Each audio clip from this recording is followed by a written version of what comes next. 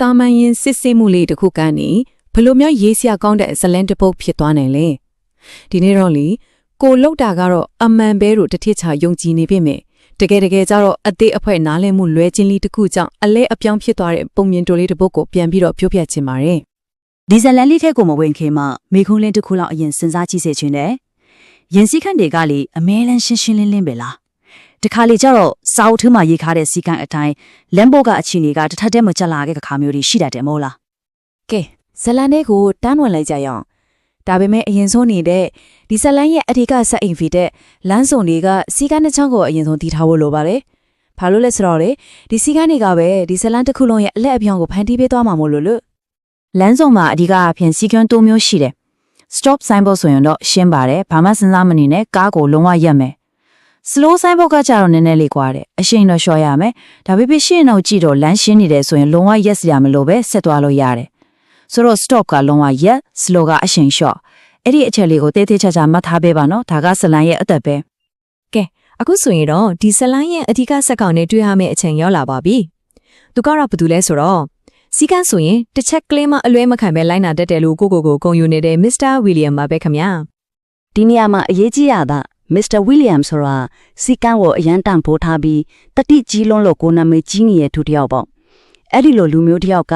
ရန်စီကန်းနဲ့ပတ်သက်ပြီးပြဿနာတက်တယ်ဆိုတော့နည်းနည်းတော့ထူးဆန်းနေပြီဟုတ်အဲ့ဒီညီနေမှာပေါ့မစ္စတာဝီလီယမ်ကအလောက်ကနေအင်ကိုအေးလူပဲကားမောင်းပြန်လာတာလမ်းစုံတစ်ခုကိုရောက်ခါနီးမှာ slow ဆိုတဲ့ဆိုင်းဘုတ်ကိုလမ်းတွေ့လိုက်တယ်သူလက်စီကအတိုင်းပဲအရှင်လေးကိုလျှော့ပညာသေးကြကြည့်ကားလက်ရှိနေတာနဲ့လုံးဝမရတော့ပဲချက်မောင်းထားလိုက်တယ်အရာအလုံးကပုံမှန်အတိုင်းပါပဲလို့သူထင်ခဲ့တာပေါ့လေသူလုတ်ခဲ့ရမှနဲ့ဆိုရယုံကြည်ချက်အပြည့်နဲ့ရှစ်ဆက်မောင်းထွက်သွားတဲ့အချိန်မှာပဲရုတ်တရက်သူ့ရဲ့အေးချမ်းနေတဲ့ညနေခင်းကိုစူညံပါစေမဲ့အတန်တန်ပေါ်လာပါတော့တယ်ဝီစီတန်ကျဲကြီးကိုကြားလိုက်ရတော့မစ္စတာဝီလီယမ်လည်းလန့်သွားတာပေါ့နောက်ကြည့်မှလည်းမှရဲကားမိကပန်းချက်နဲ့လမ်းပေးချရဖို့အချက်ပြခံလိုက်ရတဲ့အချိန်မှာသူ့ခေါင်းထဲမှာငါဘာများမားသွားလို့လဲဆိုတဲ့အတွေ့ကတန်းဝင်လာပါတော့တယ်ဆိုတော့ရဲရရှိကမတ်စုစအုပ်လေးကင်ပြီးကားနောက်ကိုတလန်းချင်းလျှောက်လာတယ်ပြီးတော့ကားမှန်ကိုတထောက်ခောက်ပြီးတော့အတန်ခတ်မာမာနဲ့ပြောချလိုက်တာကခမရဟူနာလမ်းစုံမှာကာမရက်ခဲ့ဘူးနော်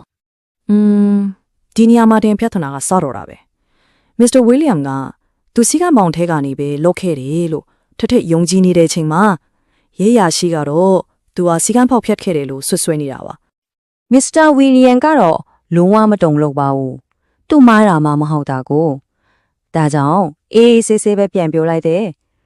အရာရှိခမညာဒါပေမဲ့အဲ့ဒီကဆိုင်းပုံမှာ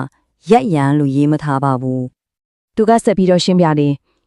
အရှင်လျှော့ရန်လို့ပဲရေးထားတာပါကျွန်တော်လဲစီကန်းအတိုင်းပဲအရှင်လျှော့ခဲ့ပါတယ်ခမညာအဲ့ဒီမှာရဲအရာရှိကမစ္စတာဝီလီယမ်ရဲ့စကားကိုကြားပြီးခဏလောက်ငြိမ်သွားတယ်။အဲ့ဒီနောက်မှာဖြစ်လာတဲ့အဖြစ်အပျက်ကပဲဒီဇလန်တစ်ခုလုံးကိုဟာတာဖြစ်သွားစေခဲ့တာပါ။ရဲအရာရှိကသူ့ပဝန်းကျင်ကိုတစ်ချက်ပြန်ကြည့်လိုက်တယ်။လမ်းရဲ့ဟိုဘက်ဒီဘက်ဆိုင်းဘုတ်တွေ